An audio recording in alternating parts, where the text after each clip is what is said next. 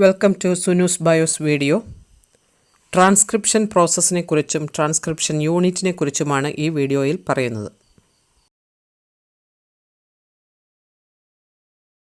The process of copying genetic information from one strand of the DNA into RNA is termed as transcription. ഒരു DNA ഇഴയിൽ സൂക്ഷിച്ചിരിക്കുന്ന ജനിതക വിവരങ്ങളെ RNAയിലേക്ക് പകർത്തുന്ന പ്രവർത്തനത്തെ അനുലേഖനം അല്ലെങ്കിൽ transcription എന്ന് വിളിക്കുന്നു. The principle of complementarity governs the transcription process. But here adenosine base pairs with uracil instead of thymine. അനുപൂരക നിയമങ്ങളാണ് അനുലേഖന പ്രക്രിയയ്ക്ക് ആധാരമായിട്ടുള്ളത്. ഇവിടെ DNA ഇഴകളിലെ തൈമിനുകൾക്ക് പകരം യുറാസിലുകളാണ് അനുപൂരക തന്മാത്രകളായി RNAയിൽ തിരഞ്ഞെടുക്കപ്പെടുന്നത്. In transcription, only a single strand of DNA gets copied into RNA. അനുലേഖന പ്രക്രിയയിൽ ഒരു കഷ്ണം DNAയുടെ ഒരു ഇഴ മാത്രമേ RNA ആയി പകർത്തപ്പെടുന്നുള്ളൂ. അതിനാൽ അനുലേഖനം അല്ലെങ്കിൽ ട്രാൻസ്ക്രിപ്ഷൻ ചെയ്യപ്പെടേണ്ട DNA തന്മാത്രയുടെ ഭാഗവും ഇഴയും അതിൻ്റെ അതിരുകളും നിർണ്ണയിക്കപ്പെടേണ്ടത് അനിവാര്യമാണ്. Do you know why both the strands of DNA are not copied to mRNA during transcription? എന്തുകൊണ്ടാണ് DNAയുടെ രണ്ട് ഇഴകളിലും അനുലേഖന പ്രക്രിയ ഒരേ സമയം നടക്കാത്തത്? First reason is if both the strands code for RNA, two different complementary RNA molecules are formed. If they code for proteins, two different types of proteins are formed using a segment of DNA. Hence, genetic information transfer machinery would become complicated. അതായത് രണ്ട് DNA സ്ട്രാൻഡ്സും template ആയി പ്രവർത്തിച്ചാൽ അല്ലെങ്കിൽ അച്ചുകളായി പ്രവർത്തിച്ചാൽ അനുലേഖനം ചെയ്യപ്പെട്ടുണ്ടാകുന്ന RNA തന്മാത്രകൾ വ്യത്യസ്ത ശ്രേണിയിലുള്ളവയായി മാറും. തുടർന്ന് ഇവ ഒരു മാംസ്യത്തെ അല്ലെങ്കിൽ പ്രോട്ടീനെ പ്രതിനിധീകരിച്ചാൽ അമിനോ ആസിഡ് ശ്രേണികളും വ്യത്യസ്തമായിരിക്കും. അതായത് ഒരു കഷ്ണം DNA രണ്ട് വ്യത്യസ്ത പ്രോട്ടീനുകളെ കോഡ് ചെയ്യുകയും അത് ജനിതക വിവരത്തെ കൈമാറ്റം ചെയ്യുന്ന പ്രവർത്തന സംവിധാനത്തെ താറുമാറാക്കുകയും ചെയ്യും. The second reason is, if two RNA molecules are synthesized simultaneously, they would be complementary to each other. The complementary RNAs have a tendency to form double-stranded RNA. This prevents RNA from translation. As a result, the process of transcription would become futile. രണ്ടാമത്തെ കാരണം രണ്ട് RNA തന്മാത്രകൾ ഒരേ സമയം നിർമ്മിക്കപ്പെട്ടാൽ അവ ഓരോന്നും അനുപൂരകമായതിനാൽ അവ ഇരട്ട ഇഴയുള്ള RNA ആയി തീരും. ഇത് RNA ശ്രേണിയിൽ നിന്നും പ്രോട്ടീൻ നിർമ്മിക്കുന്ന തർജ്ജമ പ്രക്രിയയെ അല്ലെങ്കിൽ ട്രാൻസ്ലേഷൻ പ്രോസസ്സിനെ തടസ്സപ്പെടുത്തും. ഇതുമൂലം ട്രാൻസ്ലേഷൻ നിരർത്ഥകമായി തീരുന്നു. അടുത്തതായി ട്രാൻസ്ക്രിപ്ഷൻ യൂണിറ്റ് അല്ലെങ്കിൽ അനുലേഖന ഘടകത്തെക്കുറിച്ച് പഠിക്കാം. A transcription unit in DNA has three regions: a promoter, the structural genes, and a terminator. 3 DNA ഭാഗങ്ങൾ ചേർന്നതാണ് ഒരു അനുലേഖന ഘടകം. 1 പ്രോത്സാഹക ഘടകം അല്ലെങ്കിൽ പ്രൊമോട്ടർ, 2 ഘടനാ ജീൻ അല്ലെങ്കിൽ സ്ട്രക്ചറൽ ജീൻ, 3 വിരാമ ഘടകം അല്ലെങ്കിൽ Terminator. Schematic structure of A transcription unit is given here.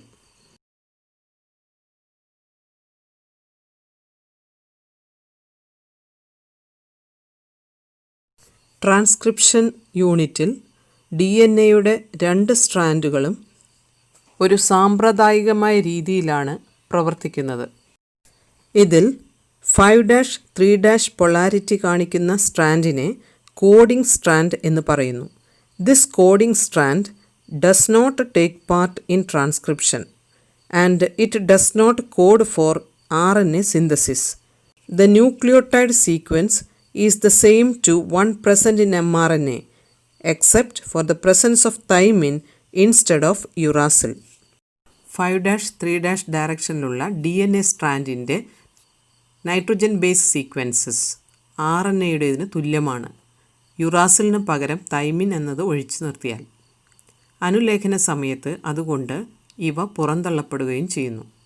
അനുലേഖന സമയത്ത് ഒരു സംജ്ഞയെയും അല്ലെങ്കിൽ കോഡിനെയും പ്രതിനിധീകരിക്കാത്ത ഈ ഇഴയെ സംജ്ഞാധിഷ്ഠിത ഇഴ അല്ലെങ്കിൽ കോഡിംഗ് സ്ട്രാൻഡ് എന്ന് വിളിക്കുന്നത് വളരെ വിചിത്രമാണ്.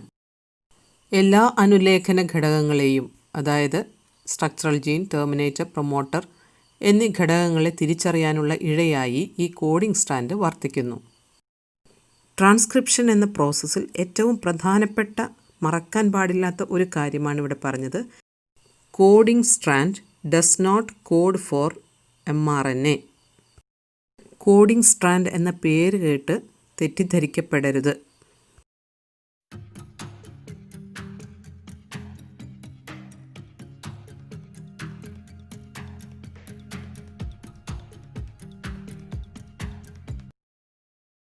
രണ്ടാമത്തെ DNA സ്ട്രാൻഡ് കാണിക്കുന്ന പൊളാരിറ്റി 3-5- ഡയറക്ഷനിലാണ്.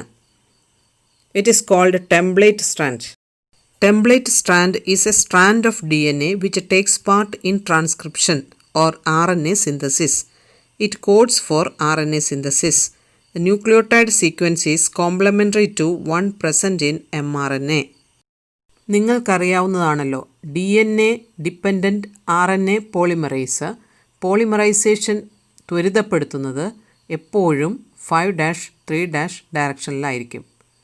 അപ്പോൾ 3-5- ഡയറക്ഷനിലുള്ള DNA സ്ട്രാൻഡ് അച്ചായി അല്ലെങ്കിൽ ടെംപ്ലേറ്റായി പ്രവർത്തിക്കുന്നു.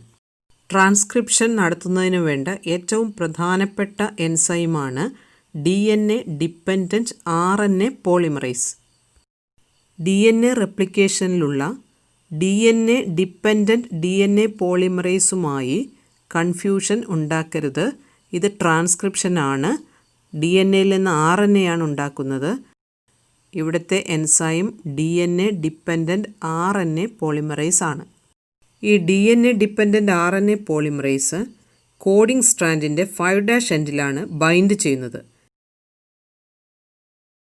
അതുകൊണ്ട് കോഡിംഗ് സ്ട്രാൻഡിൻ്റെ 5' എൻഡിലെ DNA സീക്വൻസിനെ പ്രൊമോട്ടർ എന്ന് പറയുന്നു. RNA പോളിമറൈസ് എന്ന എൻസൈം ബൈൻഡ് ചെയ്യുന്നത് കോഡിംഗ് സ്ട്രാൻഡിലാണ്, ടെംപ്ലേറ്റ് സ്ട്രാൻഡിലല്ല. അതുകൊണ്ട് പ്രൊമോട്ടർ റീജിയൻ കോഡിംഗ് സ്ട്രാൻഡിലാണ്. ഇനി സ്ട്രക്ചറൽ ജീൻസ് എന്താണെന്ന് നോക്കാം. Structural gene is the area of template strand that is involved in transcription. It is mostly monocystronic in eukaryotes and polycystronic in prokaryotes.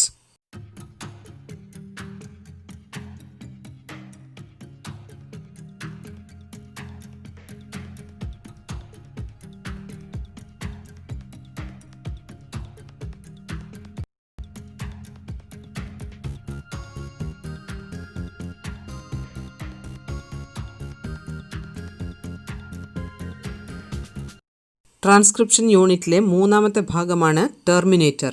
Terminator is a sequence of DNA that defines the end of transcription. It is located towards the 3' end of coding strand. ഒരു അനുലേഖന ഘടകത്തിൽ അല്ലെങ്കിൽ transcription യൂണിറ്റിൽ structural ജീനുകളുടെ ഇരുവശങ്ങളിലുമായി പ്രൊമോട്ടറും ടെർമിനേറ്ററും കാണപ്പെടുന്നു. അല്ലെങ്കിൽ പ്രോത്സാഹക ഘടകവും വിരാമ ഘടകവും കാണപ്പെടുന്നു. Transcription യൂണിറ്റിൻ്റെ അവസാന ഭാഗമാണ് ടെർമിനേറ്റർ. ഒരു ട്രാൻസ്ക്രിപ്ഷൻ യൂണിറ്റിൻ്റെ വിവിധ ഭാഗങ്ങൾ, അവയുടെ ഫങ്ഷൻസ് എന്തെല്ലാമാണെന്ന് മനസ്സിലായല്ലോ. ഇനി എക്സോണുകളും ഇൻട്രോണുകളും തമ്മിലുള്ള വ്യത്യാസം നോക്കാം. Exons are the regions of an eukaryotic gene which appear in processed mRNA and code for different regions of a polypeptide. Whereas introns are the regions of a eukaryotic gene which do not appear in processed mRNA and are removed during splicing. യൂക്കാരിയോട്ടുകളിൽ transcriptional യൂണിറ്റിൽ structural ജീനുകൾ ഖണ്ഡങ്ങളായി കാണപ്പെടുന്നു. ഇവയെ ഖണ്ഡിത ജീനുകൾ അല്ലെങ്കിൽ split jeans എന്ന് വിളിക്കുന്നു. ഈ സ്പ്ലിറ്റ് ജീനുകളിൽ സംജ്ഞാശ്രേണികൾ അല്ലെങ്കിൽ കോഡിംഗ് സീക്വൻസുകളാണ് പ്രകടശ്രേണികൾ അല്ലെങ്കിൽ എക്സോണുകൾ എന്ന പേരിൽ അറിയപ്പെടുന്നത്. ഇവ പാകമായ mRNAകളിൽ തുടർച്ചയായി കാണപ്പെടുന്നു. ഖണ്ഡിത ജീനുകളിൽ അല്ലെങ്കിൽ സ്പ്ലിറ്റ് ജീനുകളിൽ എക്സോണുകൾക്കിടയിൽ കാണപ്പെടുന്ന DNA ശ്രേണിയാണ് ഇൻട്രോൺസ് അല്ലെങ്കിൽ ഭംഗശ്രേണികൾ. ഇവ പാകമായ mRNAയിൽ കാണപ്പെടുന്നില്ല. യുക്കാരിയോട്ടിക് ജീനുകളിൽ നോൺ കോഡിംഗ് റീജിയൻസായ ഇൻട്രോണുകളെ മുറിച്ചു മാറ്റുകയും കോഡിംഗ് റീജിയൻസായ എക്സോണുകളെ പരസ്പരം ജോയിൻ ചെയ്യുകയും ചെയ്യുന്ന പ്രക്രിയയാണ് സ്പ്ലൈസിംഗ് എന്ന് പറയുന്നത്. ഇങ്ങനെ എക്സോണുകൾ ജോയിൻ ചെയ്താണ് mRNA ഉണ്ടാകുന്നത്.